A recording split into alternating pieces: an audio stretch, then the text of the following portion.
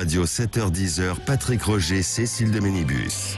Il est 9h20, merci d'être avec nous Fabien Bouglet, merci, bonjour bienvenue, vous êtes porte-parole du réseau Ulysse, réseau national anti-éolien et ancien vice-président de la Fédération environnementale et durable. Et pour ce livre Éolienne, la face noire de la transition écologique aux éditions du Rocher. Oui, bonjour, donc Fabien Bouglet. J'aimerais aussi vous entendre, les auditeurs au 0826 300 300. Qu'est-ce que vous pensez de l'éolien? Parce que c'est vrai qu'il y a un véritable clivage autour des éoliennes qui est apparu depuis un an et demi. Vous avez surfé un peu dessus, si je puis dire, avec votre livre sur cette question. Parce que l'éolien, fondamentalement, quand même, ça peut aller dans le bon sens pour essayer de produire avec moins de pollution, non? Alors, en fait, fondamentalement, si on prend une éolienne, on peut considérer qu'une éolienne n'émet pas de gaz à effet de serre. Que c'est une énergie propre. Que c'est une énergie propre. Mais ça, c'est sur le petit bout de la lorgnette, c'est-à-dire quand on ne regarde pas en détail. Et la grande particularité des éoliennes, c'est qu'elles sont intermittentes. Et d'ailleurs, c'est la raison pour laquelle Barbara Pompili émet d'énormes fake news, vraiment des mensonges incroyables en disant on va sauver la planète avec l'éolienne. Pour quelle raison?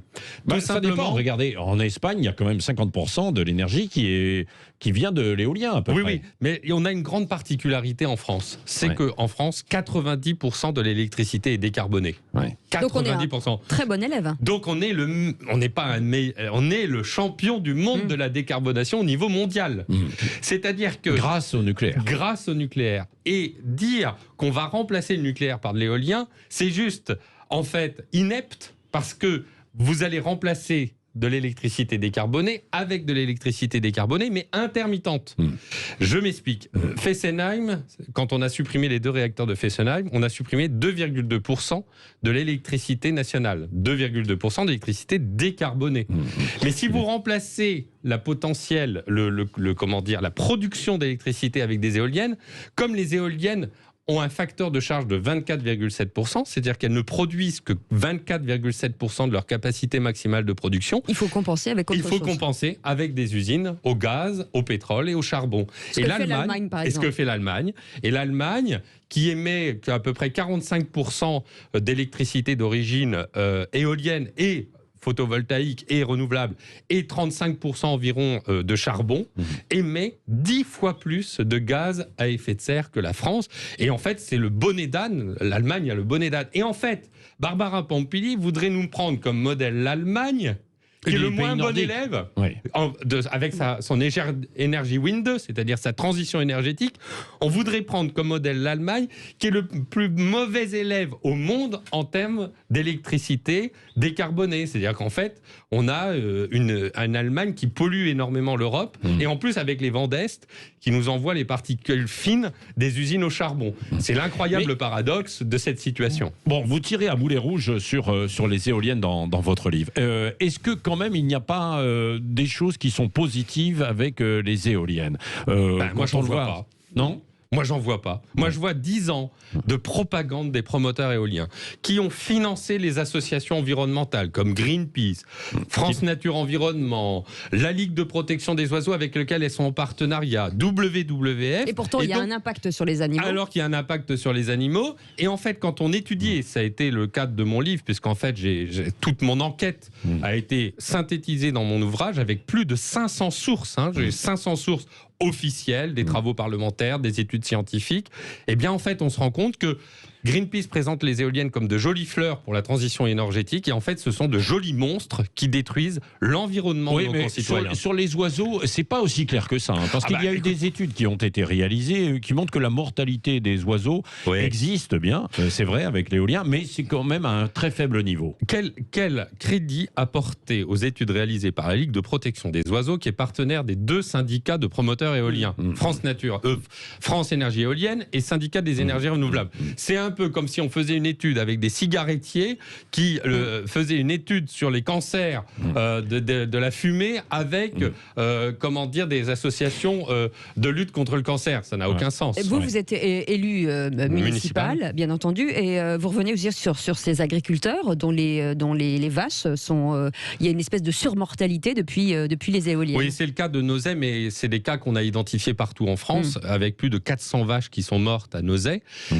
Est Est-ce les champs électromagnétiques, est-ce les infrasons? On ne sait pas encore. Le lien de causalité n'a pas été établi. Mais enfin, ce qui est certain, c'est lorsque les éoliennes ont été arrêtées pendant une certaine durée, le cadre de vie des fermiers qui étaient présents et des vaches allait beaucoup mieux lorsque les éoliennes ont été arrêtées. Vous parlez même du lait qui est beaucoup moins... Tout à fait, on a des études parce que là vous avez, si vous voulez, le lait est étudié à l'endroit où on va prélever le lait et tous les jours il y a une étude chimique du lait et en fait on voit la qualité du lait et effectivement la proximité des éoliennes par rapport aux vaches fait qu'effectivement perturbe la productivité du lait. Donc c'est des chiffres tout à fait officiel. Et c'est ça qui est vraiment très important de souligner. Oui, c'est vrai. Mais sur les oiseaux, il n'y a pas... Alors, il y a les études de la Ligue de protection des oiseaux. Et puis, vous, à côté, vous essayez d'apporter quelques éléments, mais il y a des éléments.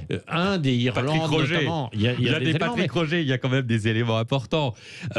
À l'île de Man, il y a une étude qui a été réalisée par une association de défense des oiseaux qui prouve que depuis l'apparition d'éoliennes au large de l'île de Man, on a eu une suppression de 50 à 75% des espèces marines. En Inde, il y a une spécialiste qui a fait des études avec une disparition de 50 à 75% des milans royaux et des espèces de rapaces.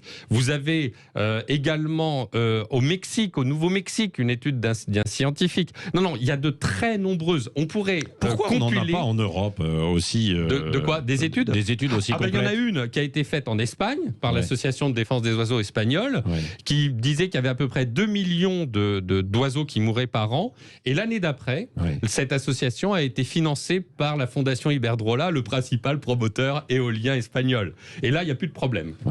C'est une question de financement, si vous voulez. Le problème, il est là. C'est que, et c'est ce que je dénonce dans mon livre, une partie des ONG de défense de l'environnement, du monde animal, sont associées avec les promoteurs éoliens. C'est le cas de la LPO. Moi, je dis à monsieur Bougrain-Dubourg, la Ligue de protection des oiseaux fait un énorme travail. Et moi, je suis tout à fait reconnaissant. Je suis en lien dans les territoires avec les associations locales qui ne comprennent pas pourquoi la Ligue de protection des oiseaux défend la politique éolienne et ne s'insurge pas contre la destruction des oiseaux qui est massive. On a régulièrement sur Internet des vidéos représentant des rapaces déchiquetés par les pales d'éoliennes, sans parler des études réalisées sur les chiroptères, c'est-à-dire les chauves-souris, qui elles disparaissent complètement broyées par les pales. Faut rappeler que les pales tournent à peu près en bout de pale à 300 km/h. Pour expliquer. Donc les chauves-souris ne voient pas les pales. Eh bien écoutez, on en reparle dans quelques instants. 0826 300 300, vous voulez poser des questions. Vous avez peut-être des éoliennes à côté de chez vous, des champs, vous êtes écolo, vous voulez en parler, poser des questions à Fabien Bouglé qui est avec nous. Éolienne, la face noire de la transition écologique aux éditions du Rocher. 0826 300 300. Vigneron qui façonne un rosé d'appellation unique. C'est la majesté de la Loire et la simplicité d'un vin tendre aux arômes d'agrumes et de framboises. Un cabernet d'Anjou dévoile la tendresse d'un rosé fruité et sait libérer quelques notes acidulées. C'est la douceur de vivre et le charme d'une région. La chaleur authentique d'un rosé frais au cœur de l'été. Nos vins s'accordent avec tout, mais surtout avec vous. Vin du Val-de-Loire, tous les vins sont dans sa nature. Pour votre santé, attention à l'abus d'alcool. Le Grand Matin Sud Radio, 7h-10h, Patrick Roger, Cécile de Ménibus. 0826 300 300, Fabien Bouglé est avec nous. Éolienne, la face noire de la transition écologique. Vous dites que de nombreuses institutions ont alerté sur le coût astronomique de ces installations, mais surtout qui aura certainement un impact sur nos factures. Oui, parce qu'en fait, si vous voulez, on oublie de dire, mais aujourd'hui, l'électricité électronucléaire française est totalement amorti depuis les années 90. Donc le coût de l'électricité est dans la facture d'électricité. Et depuis 2001, en fait, la Récochet a imposé un prix garanti de rachat de l'électricité d'origine éolienne. Et aujourd'hui, la Commission de régulation de l'énergie a fixé qu'en 2019, le coût moyen des subventions aux éoliennes était de 93 € le mégawattheure. Sachant que le prix spot, le prix habituel, celui qu'on a de transaction, a été en 2020, de 30 € le mégawattheure. Ah oui. Donc la différence... La subvention, c'est égal à la différence entre le prix garanti et le prix spot. Oui. Pour l'éolien en mer, pour les 6 premiers parcs éoliens en mer entre le Tréport et Noirmoutier, on est à une subvention moyenne, un prix garanti de 180 € le mégawattheure. On a donc une subvention de 150 € le mégawattheure. Oui. À ça, donc tout ça cumulé, la Cour des comptes, dans un rapport de 2018, plus la commission d'enquête parlementaire qui s'est réunie en 2019 à l'initiative du député Julien Aubert et de Marjolaine Milfer, ont établi bon an mal an que tout cumulé, ça faisait 150 milliards d'euros de subventions. À ceci, il faut ajouter que RTE, le patron de RTE, a expliqué en février qu'il allait falloir mettre 100 milliards d'euros sur la table pour changer les réseaux électriques. Ça fait 250 milliards. Ah oui, donc il faut bien ça, que quelqu'un les paye. Eh bien, qui les paye? Au début, c'était payé sur les factures d'électricité au travers de la CSPE, contribution au service public d'électricité. Et comme c'était pas suffisant, eh bien, on l'a mise sur les factures d'essence. Et c'est la taxe carbone dont l'augmentation a suscité la crise des Gilets jaunes qui est à l'origine de la crise des Gilets jaunes. Et c'est cette taxe carbone qui sert à financer les subventions aux promoteurs éoliens. Bon, mais sur le fond, finalement, l'éolien, ce serait plutôt quand même pas mal si ça vient en complément, quoi.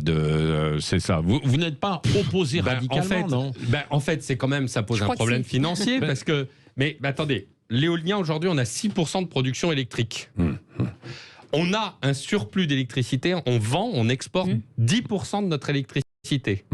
Donc, ça veut dire qu'on vend à l'Allemagne et on vend à nos pays voisins une électricité au tarif habituel, 30 € le mégawattheure en moyenne, qu'on achète de manière subventionnée. C'est-à-dire qu'on subventionne l'électricité des pays voisins. Ça n'a aucun sens. On est en train de financer des bénéfices privés de promoteurs éoliens dont 55% aujourd'hui sont étrangers, 40% de ces 55 sont allemands, bon, oui, mais avec ça, de l'argent public. Oui, mais c'est de l'investissement aussi en même temps. C'est pas d'investissement. Dans 20 ans, les éoliennes seront démantelées. Oui.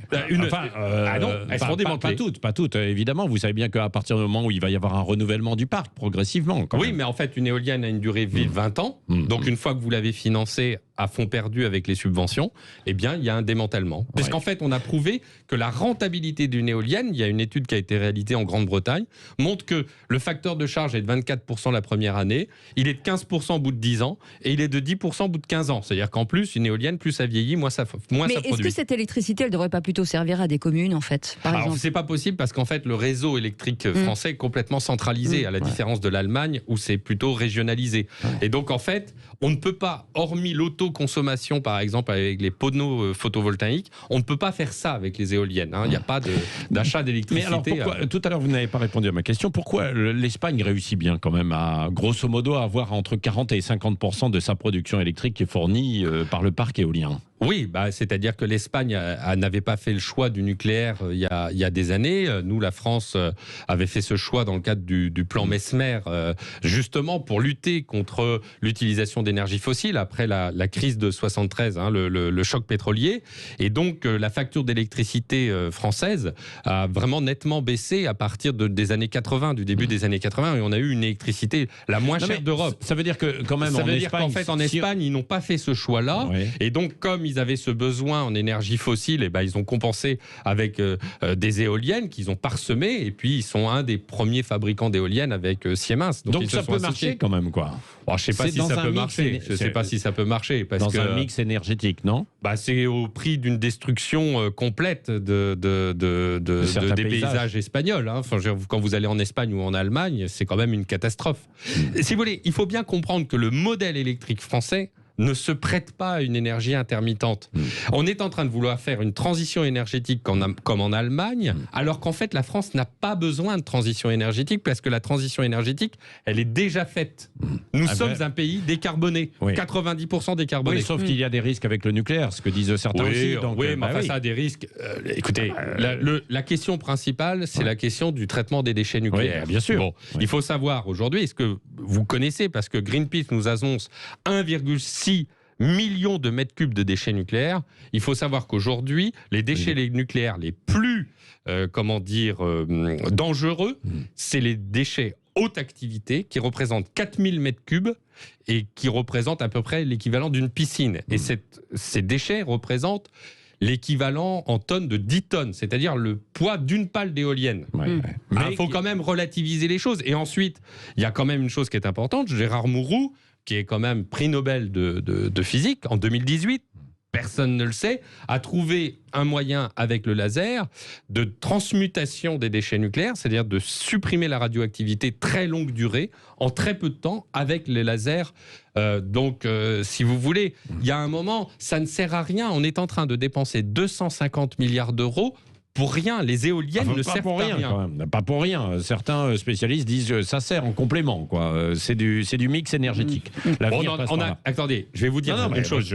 C'est du mix énergétique. Depuis qu'on a installé les éoliennes en France, on est en train de parler de blackout, c'est-à-dire de coupure d'électricité généralisée.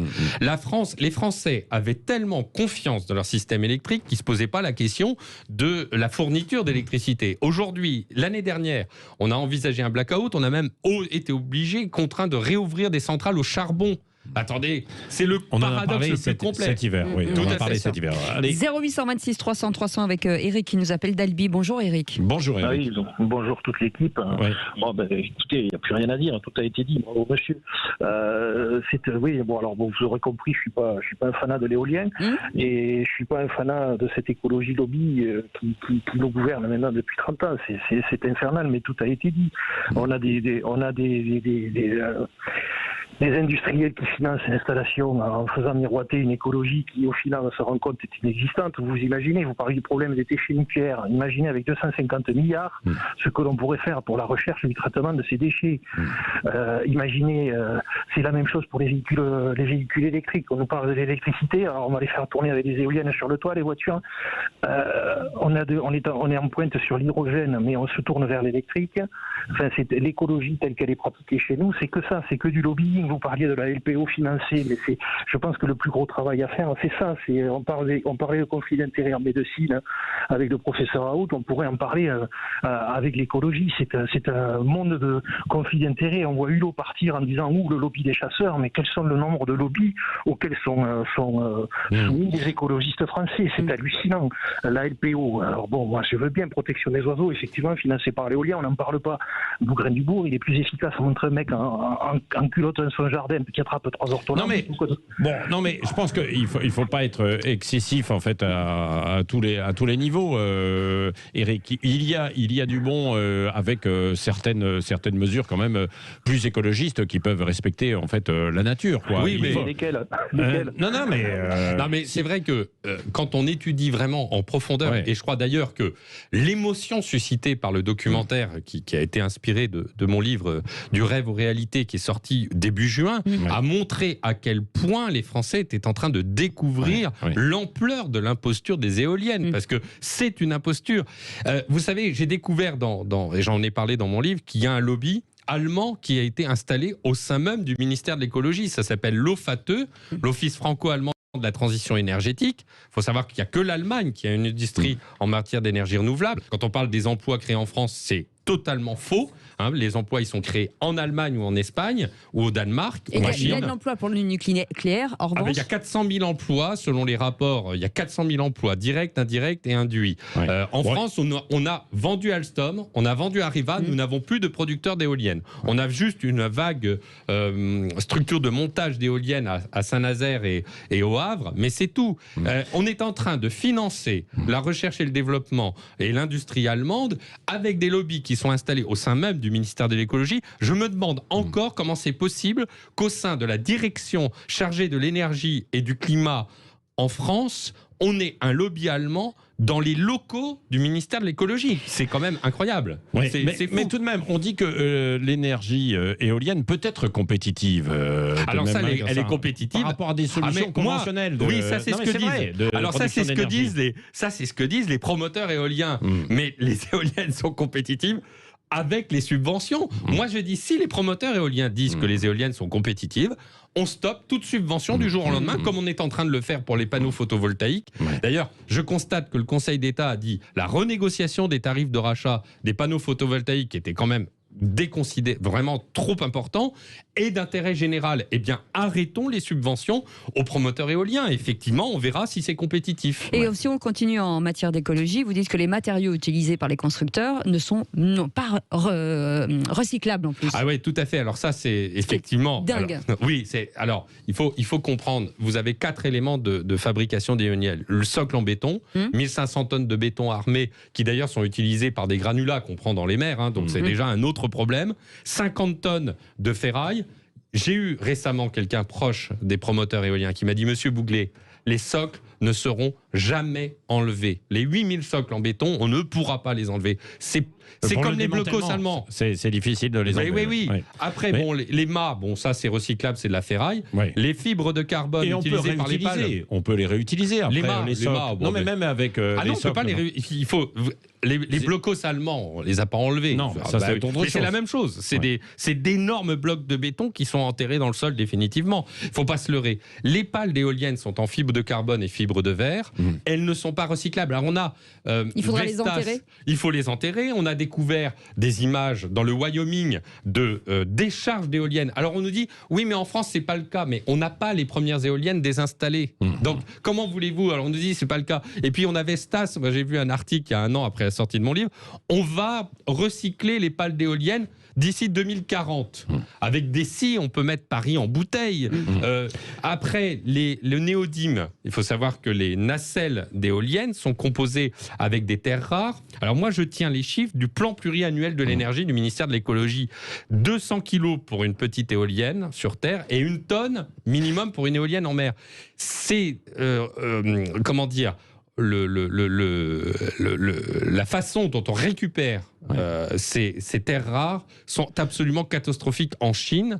Ça a été réalisé, c'est réalisé à Baotou et les terres rares ne sont pas recyclables. Donc en fait, on a vraiment un monstre d'acier et de fibre de carbone qui va rester là et qui le jour où seront démantelés, on ne saura pas quoi en faire. Fabien Bouglet, puisqu'on est en fait sur les chiffres, tout à l'heure vous disiez que c'était moins de 10% de la production. 6%. 6%. Mais 6% c'est en période basse, ça. Quand il y a de bonnes périodes, on est un peu plus c'est haut. la moyenne. C'est la moyenne. Moi je croyais que on approchait plutôt des 15-20%. Ah non, pas du tout. Non. Le 15, c'est en intégrant l'hydroélectricité, puisqu'en fait, en France, on a 10 à 12% d'hydroélectricité qui est décarbonée également. Qui marche plutôt pas mal. Quand on parle d'énergie renouvelable, on intègre l'hydroélectricité, ce qui fait que vous ajoutez 10% d'hydroélectricité avec 6% d'éoliennes, vous arrivez à 15. Est-ce que sur un plan politique, est-ce que la prise de position de Stéphane Bern, qui est parti en guerre contre les éoliennes, avec le soutien de Brigitte Macron, est en train de changer la donne ou pas? Alors là, vous soulignez quelque chose de passionnant, parce que le mouvement anti-éolien, c'est un mouvement, il faut le rappeler, qui est composé de personnes de toutes tendances politiques confondues, de droite, d'extrême droite, de gauche et d'extrême gauche. Vous avez des gens de la France Insoumise, de lutte ouvrière, vous avez des gens du Rassemblement National, des Républicains. Et quand Madame Pompili a dit c'est encore l'extrême droite qui lutte contre les éoliennes, oui, parce que c'est vrai que Marine Le Pen s'était emparée de ce sujet. Oui, c'est pas parce que Marine Le Pen s'empare d'un sujet tout à fait légitime qu'elle a le monopole sur le sujet. Et Stéphane Bern, qui est un proche du président de la République, est signé. Et nous, on se réjouit, nous, les anti-éoliens, parce qu'on ne veut pas rentrer dans ce jeu politicien. Nous, on est contre les éoliennes. On se réjouit quand Stéphane Bern s'empare du sujet. On se réjouit quand Brigitte Macron s'empare du sujet. On se réjouit quand Marine Le Pen s'empare du sujet, parce que toutes ces prises de position, depuis juin, elles font qu'on assiste à un tsunami de prise de conscience que le sujet est un véritable problème pour nos concitoyens. Et pour finir, c'est aussi une pollution visuelle. Et ensuite, c'est une pollution visuelle. Et c'est bien la raison d'ailleurs pourquoi Stéphane Bern, c'est sur le paysage et le patrimoine. Il l'a fait parce que il a été ulcéré qu'à la montagne Sainte-Victoire, qui est un haut lieu du patrimoine national, qui fait penser, qui rappelle Cézanne, qui rappelle notre culture, a été polluée par l'installation de ces éoliennes. Alors, illégalement, puisque le préfet a passé outre. Visuellement. Pollué visuellement, mais le préfet a passé outre les recommandations du tribunal administratif. Allez, on donnera la parole aussi aux éoliens pour voir comment ils réagissent. Avec plaisir. Non mais c'est vrai, parce que les pro-éoliens, parce que c'est devenu un véritable clivage. Sujet, et moi je me réjouis d'une chose, c'est que on l'a pas assez dit, mais les régionales montrent une chose, c'est que on a Europe Écologie Les Verts, la France Insoumise et la République En Marche qui a raté ces élections. Et moi, je pense que c'est par la prise de position de ces 3 partis politiques qui sont les 3 partis politiques pro-éoliens. Et en fait, on voit aujourd'hui que ça a été un vrai échec. Au municipal, Europe Écologie Les Verts avait quand même fait de bons scores aussi. Hein, donc, au municipal, mais pas au régional et au départemental. Oui, beaucoup moins. Oui. Allez, les éoliennes, la face noire de la transition écologique. Fabien Bouglet, merci d'avoir été avec nous. Merci de votre accueil.